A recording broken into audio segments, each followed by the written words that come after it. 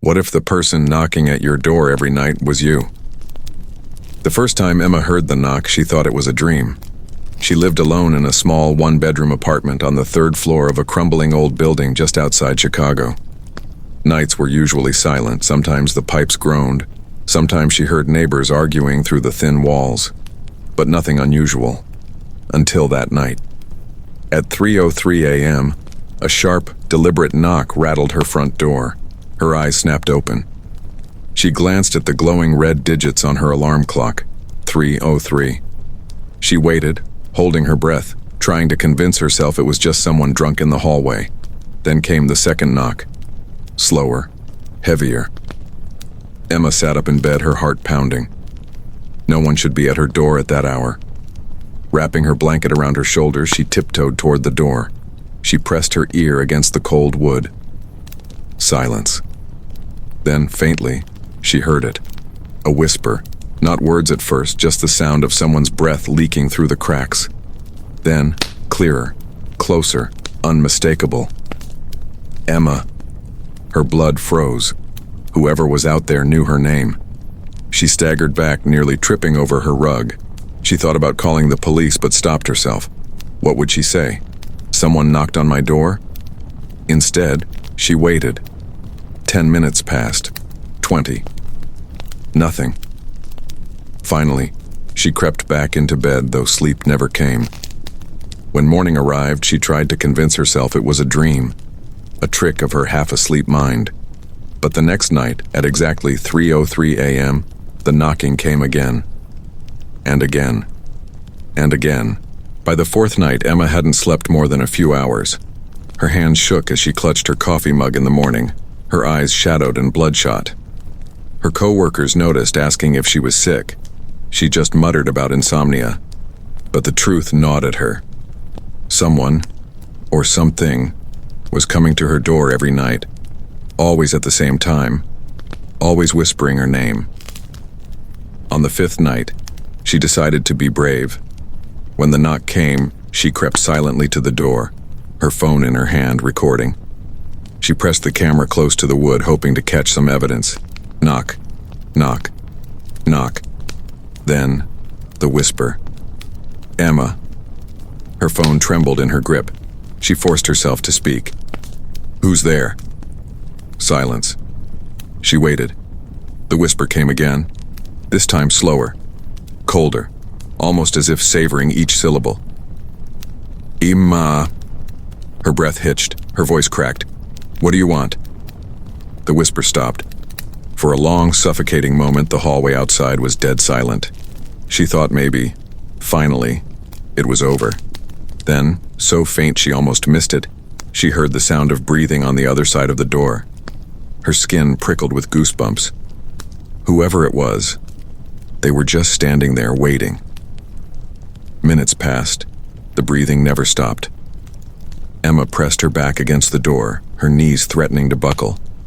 She felt like if she moved, even an inch, something terrible would happen. Finally, around 3:30 a.m., the breathing faded. The hallway grew quiet. Emma didn't sleep that night. The next day, she rewatched her recording. Her hands shook as she pressed play, her eyes glued to the screen. The camera showed nothing but the wood of her door, but the audio was clear. The knocks, the whisper, her own trembling voice. She replayed it again and again, hoping to catch some clue. But the voice, it sounded strange. Too familiar. Like she'd heard it before. Like she'd heard it every day. Her stomach twisted. The voice sounded exactly like her own. That night, she decided to do the unthinkable. She would look.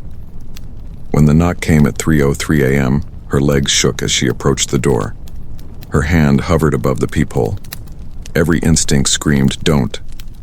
But curiosity clawed at her sanity. She had to know. She pressed her eye to the peephole.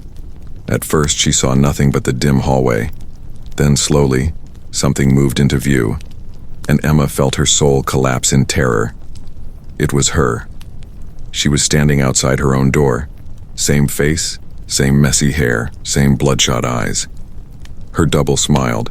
lips curling unnaturally wide, and whispered through the crack, "Emma." Emma stumbled backward from the peephole so hard she nearly fell over. Her hands clawed at the carpet as if trying to pull herself away from what she'd just seen. Her heart hammered inside her chest like it was trying to escape her ribcage. She didn't dare look again. Her breathing was uneven, panicked, each inhale sharp, ragged. She grabbed her phone and almost dialed 911. But then the thought hit her. What would she say? Someone who looks exactly like me is standing outside my apartment whispering my name. They'd think she was insane. Hell, maybe she was. She sat in the corner of her living room, hugging her knees to her chest, the phone clutched tightly in her hand. The whisper came again, muffled but clear through the door. Emma. Her name, repeated like a taunt, like a reminder that she wasn't safe even inside her own home. She pressed her hands against her ears, trying to block it out, but she still heard it. Inside her head now, that soft, cold voice. Her own voice. And then, just as suddenly as it had started, it stopped. The silence was worse. Emma sat frozen until her alarm clock glowed 4:00 a.m. The figure outside never knocked again, never whispered again. When she finally gathered the courage to crawl into bed, her sheets were damp with sweat. She didn't sleep, not even for a second. By morning, the world seemed unreal, like she was moving through a dream. Her co-workers' faces blurred, their voices muffled as if she were underwater. She dropped her coffee cup twice before noon. She considered telling someone, her best friend Lily, but what would she say? Lily already worried she was working too much and losing touch with reality. If Emma told her she'd seen herself outside her own apartment door, Lily would just tighten that worried smile and recommend therapy. And maybe therapy was what she needed. Maybe this was a breakdown. Hallucinations brought on by stress and sleep deprivation. But then why did her recording capture the whisper? Why could she play it back over and over, hearing her own voice say her name when she hadn't spoken it? That night, she swore she wouldn't fall into the trap again. She taped her peephole shut with black duct tape. She shoved her heavy dresser against the door until it scraped the floor. She sat on her bed, holding her phone in one hand and a kitchen knife in the other, eyes locked on the door. At 3:03 a.m., the knock came. 3 sharp raps, then silence. She clenched the knife tighter. Don't move. Don't listen. Don't look. But curiosity is a cruel, twisting thing. The silence stretched on, thick and unbearable, pressing down on her chest. She she needed to know what was happening outside. Her phone buzzed in her hand, making her jump. She looked down. A text notification blinked across the screen. It was from an unknown number. Her stomach dropped. The message read, "Why did you block my face?" The phone slipped from her hand and clattered to the floor. She scrambled to pick it up, her fingers trembling as she tried to breathe. Another message appeared before she touched the screen. "Take it off. Let me see you." Her throat closed. She forced herself to glance at the door. The duct tape over the peephole seemed to pulse in the dark, a small square of shadow waiting to be peeled away. The third message came. "I look just like you, Emma. Don't you want to see how perfect we are together?" She screamed and hurled the phone across the room. It hit the wall and fell to the floor with a crack. Her breaths came in gasps now, shallow and desperate. The knocking resumed, harder, louder, shaking the entire door. "Emma." The whisper seeped through the cracks in the wood, through the tiny spaces between the hinges. "Emma, Emma, Emma." It repeated over and over, a broken chant, until she thought she would go insane. She pressed the heels of her hands against her ears and screamed into the night, begging it to stop. Then, just as suddenly as before, silence. When dawn finally arrived, Emma sat on the floor in the same spot, knees to her chest, her body trembling. The sunlight spilling through her blinds made the night feel unreal, but the broken phone on the floor reminded her it wasn't a dream. The messages were still there. She showed them to the police that afternoon. The officer barely glanced at them before shaking his head. Probably just a prank. Wrong number. Happens all the time. Emma wanted to scream. It's not a prank. Someone's at my door every night at 3 o'clock in the morning. They know my name, they look like me. But the officer's expression told her everything. He didn't believe her. He was already writing her off as crazy. When she left the station, humiliation burned hotter than fear. Nobody was going to help her. She was alone. That night, Emma decided to stay awake again, though her body begged for rest. She left the peephole taped, but she sat with her phone plugged in beside her, watching the minutes tick down. 2:50, 2:55, 3. Her apartment was silent. The hum of her refrigerator, the occasional drip of the sink, the creak of wood when the heat kicked on. Then came the knock, right on time. 3 raps sharp as gunshots.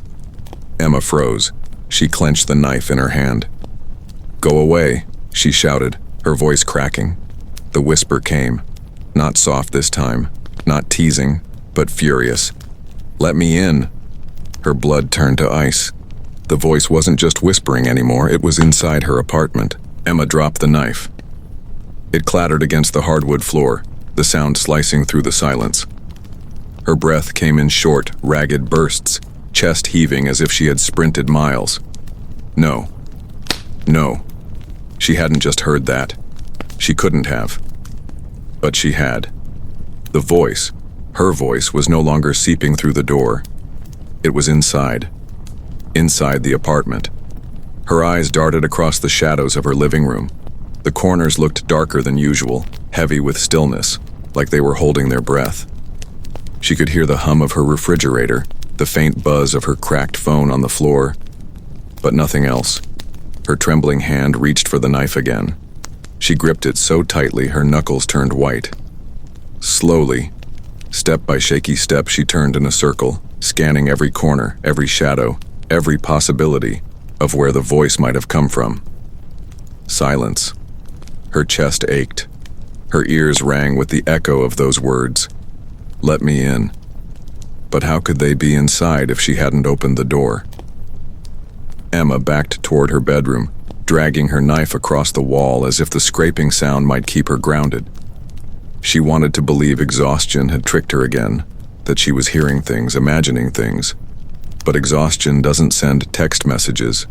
Exhaustion doesn't make your exact voice whisper outside your door.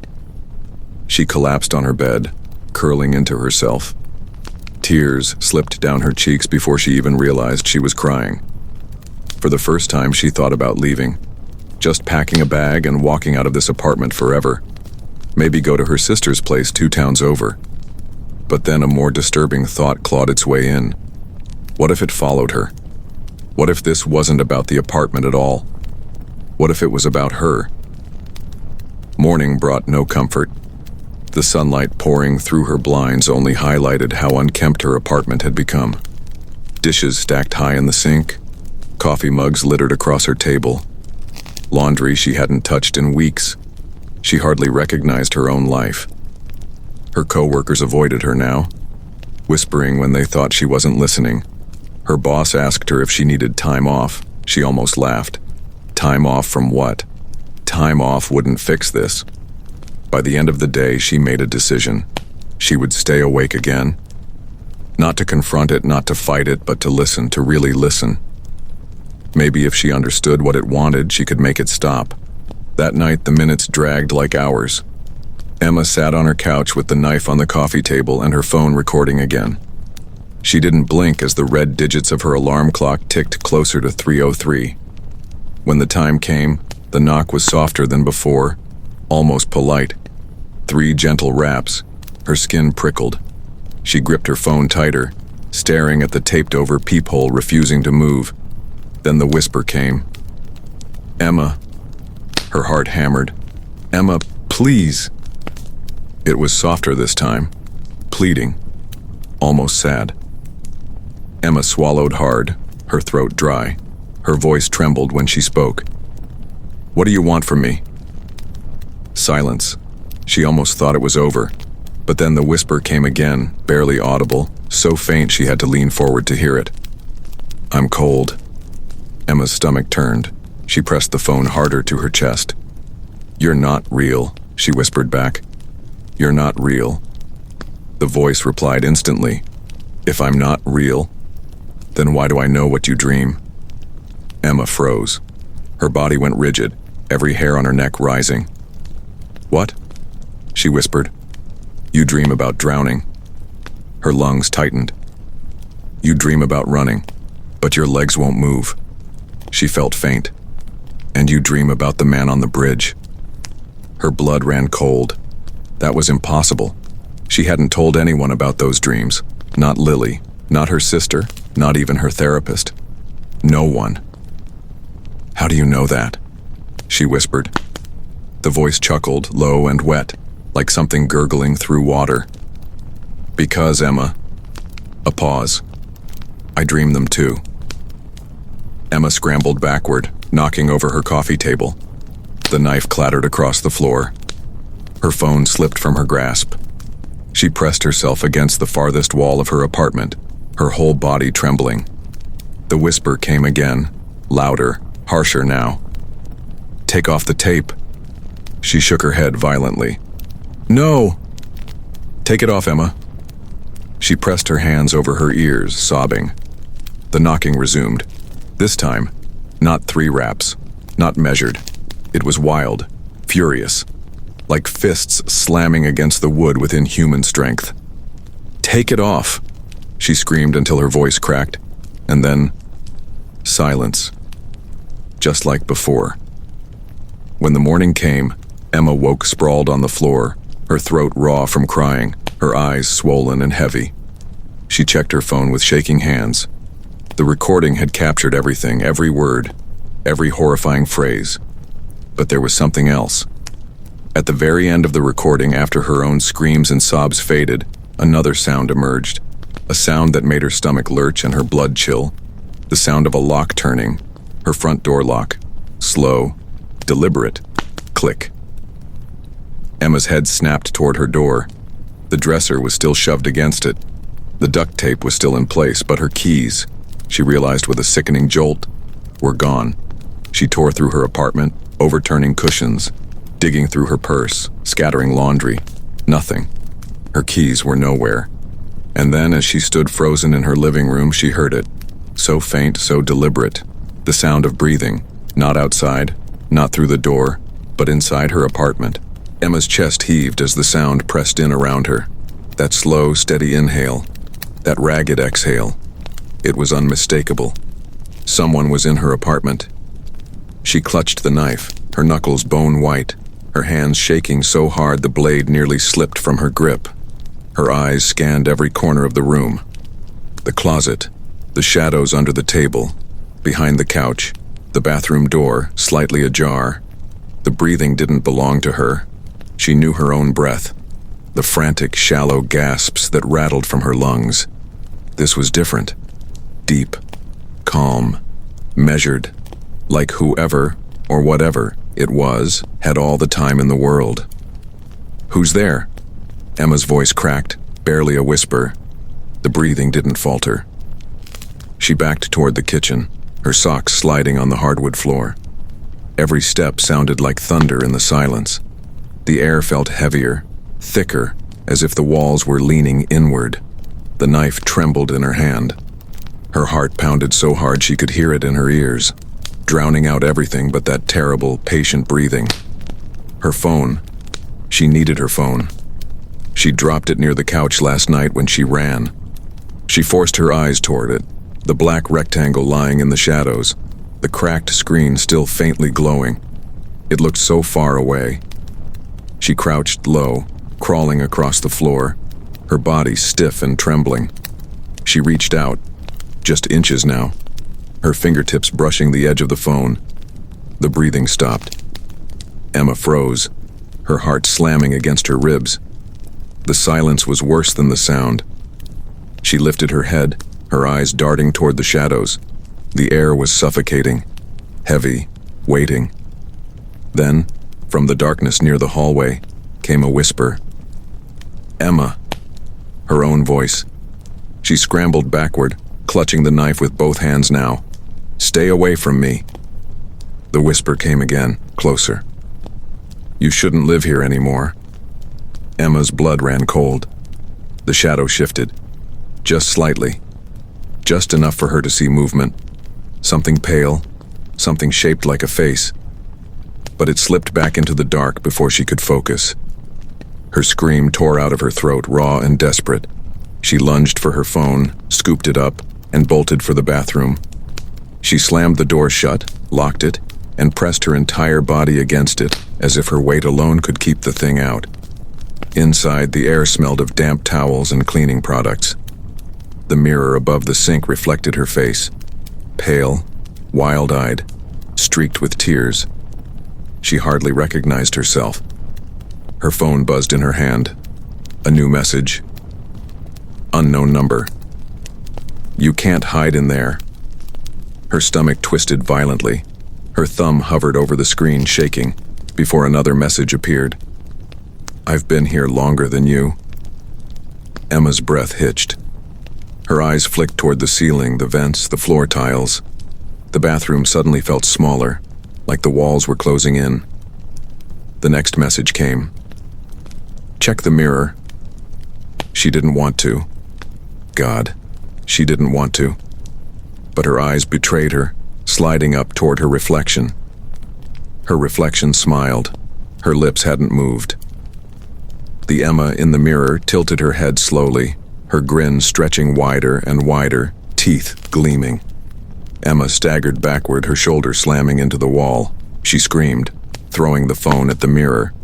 The glass shattered, spiderweb cracks spreading across the surface. Her reflection fractured into dozens of distorted Emmas, each one grinning back at her with identical, inhuman delight. The phone clattered into the sink, screen black, and then came the breathing again. Not through the door this time, not through the vents, but behind her. Emma whipped around, knife raised. The bathroom was empty. Only the shower curtain swayed gently, as if touched by an invisible hand. Her breath came in rapid bursts. She grabbed her phone from the sink, holding it like a lifeline. The screen flickered back to life for just a second, long enough for one final message to appear. "You can't escape what you are." The screen went black again. She didn't remember falling asleep, but when Emma opened her eyes again, the bathroom was bathed in the pale light of dawn. The shattered mirror reflected fractured slices of her exhausted face. Her body ached from the cold tile floor pressing against her skin. Was it real? Or was her mind breaking from the weight of exhaustion? Her phone was dead, the screen blank no matter how many times she pressed the button. The knife was still clenched in her aching hand, her knuckles sore from holding it all night. She staggered to her feet, body trembling. Every shadow in her apartment looked alive now. Every corner whispered with unseen presence. And yet, when she checked her front door, the dresser was still in place. The duct tape still covered the peephole. No scratches, no sign of forced entry. If someone, or something, had been inside, they'd left no trace. Emma called Lily that afternoon, desperate to hear another human voice. She tried to sound normal, tried to laugh, tried to say she just wasn't sleeping well. But her friend's voice was distant, distracted. "Emma, are you sure you're okay? You sound different." Different. The word clung to her like a stain. Emma hung up before Lily could press further, because the truth was she didn't feel okay, not even close. She didn't feel like herself anymore. When she passed a store window on her walk back, she caught her reflection in the glass. For a second, it didn't move the way she did. Its head tilted just a fraction slower. Its lips twitched into the beginning of a grin before vanishing the moment she blinked. Her legs nearly gave out beneath her. She stumbled the rest of the way home, hands shaking so badly she could barely get her keys. No, her spare keys, into the lock. That night, Emma sat in the dark, knife on the table, heart pounding in anticipation. She knew what was coming. At 3:03 a.m., the knocking came again. 3 slow raps. But this time the voice didn't whisper her name. It said something new, something worse. "I'm inside your skin." You know that moment when silence feels wrong? Not the comforting kind of silence where you can breathe, but the oppressive sort. Thick and heavy, pressing into your ears until your own heartbeat sounds like it's echoing across the walls. That's what Sarah sat in as the digital clock on her nightstand glowed 3:02 a.m. Her eyes were fixed on the door. Her fingers were curled tight around the baseball bat she had grabbed earlier, the wood slick with sweat. Every fiber of her being screamed run, but her body betrayed her, locking her in place, a trembling statue waiting for the inevitable. Then it came. 3 slow knocks. Thud, thud, thud. The sound vibrated through the apartment like it was inside her bones. The hair on her arms rose. "Sarah?" The whisper was faint, but it carried clear, curling into her ear as if the speaker was right beside her bed. "Let me in." Her throat tightened, dry and raw. She wanted to scream, to shout at the voice to leave her alone. But when she opened her mouth, only a shallow rasp came out. Her lips trembled as she forced herself to look at the door. She didn't get up this time. She stayed seated, her chest heaving, eyes wide and unblinking. Maybe if I don't move, if I don't acknowledge it, it will leave. But then, something changed. The whisper wasn't at the door anymore. It was inside the apartment. "Sarah." The voice was behind her now, close, intimate, right next to her ear. Her body jolted violently and she spun around with the bat raised high, ready to swing. The room was empty. The shadows lay where they always had, stretched across the furniture, clinging to the corners. Yet she knew, someone else was in there with her. The air carried a different weight, thick and damp, almost suffocating. The cold intensified, making her breath visible in short, trembling clouds. She backed up slowly, pressing herself against the wall, the bat trembling in her grip. Then, her phone buzzed on the nightstand. The sudden vibration made her yelp, nearly dropping the bat. Hesitating, she snatched it up, desperate for human connection, for any proof that the world outside her apartment still existed. The screen glowed. Unknown number. One new message. Her pulse hammered in her throat as she opened it. "Don't look in the mirror." Her eyes darted instinctively toward the mirror hanging across the room. The tall, rectangular one she'd had since college, leaning against the wall by the closet. Her reflection stared back at her, but it wasn't moving the way she was. Sarah froze. Her arms quivered, but her reflection's arms hung limp.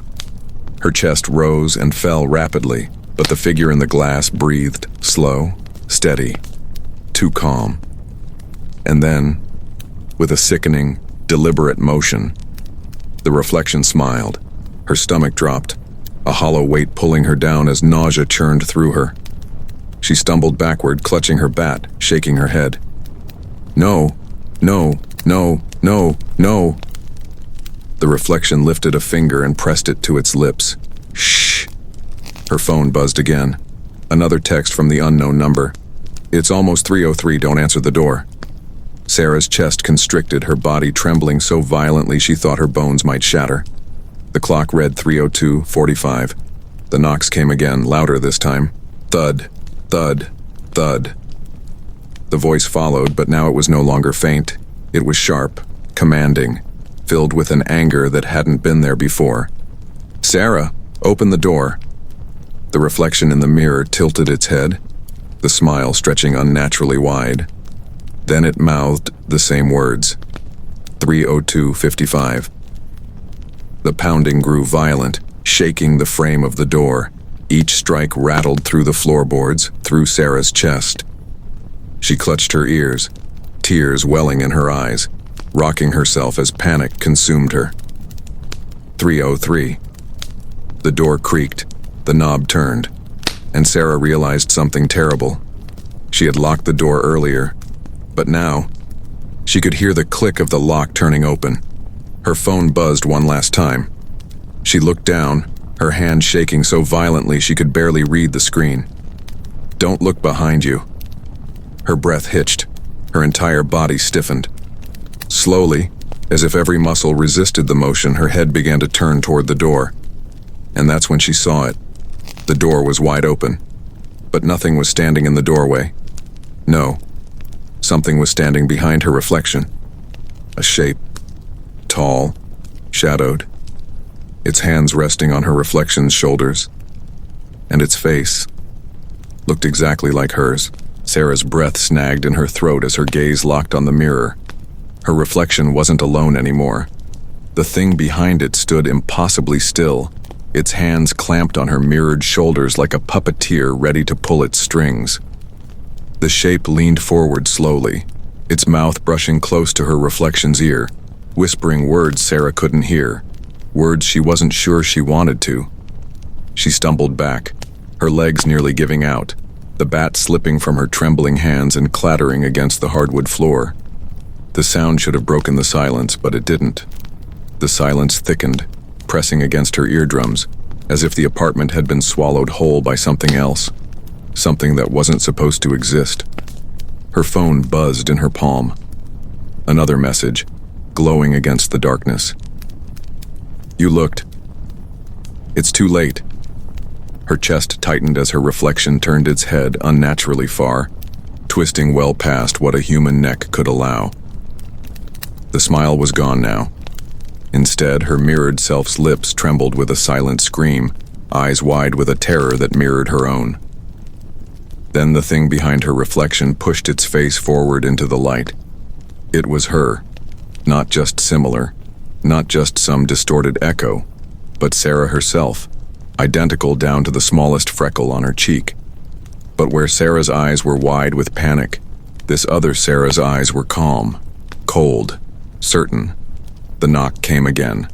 Thud, thud, thud. Sarah whipped her head toward the door.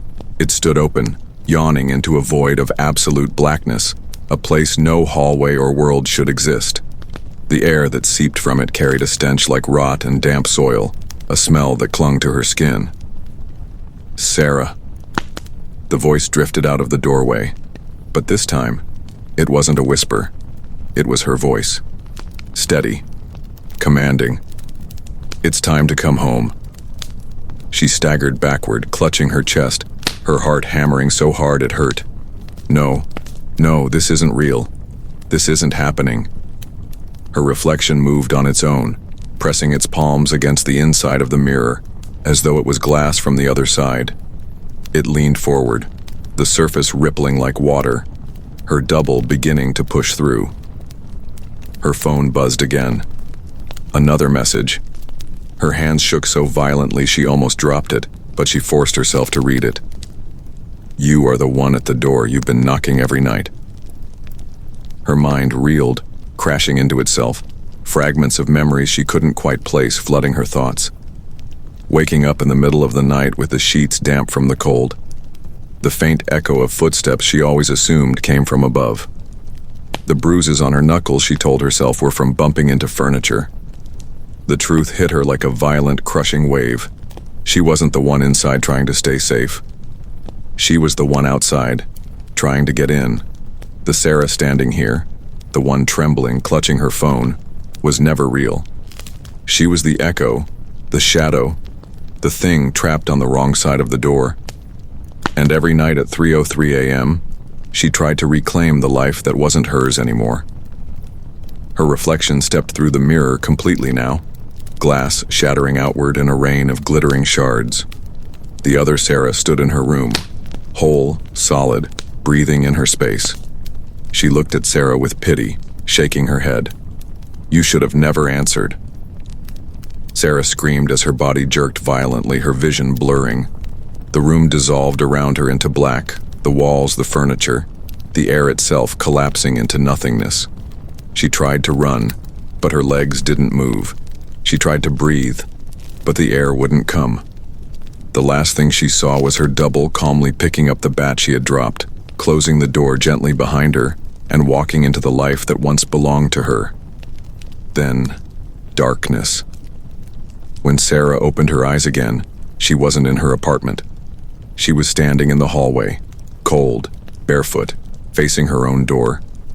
The clock on her phone glowed 3:03 a.m. She lifted her hand without meaning to, her knuckles pressed against the wood. Thud, thud, thud.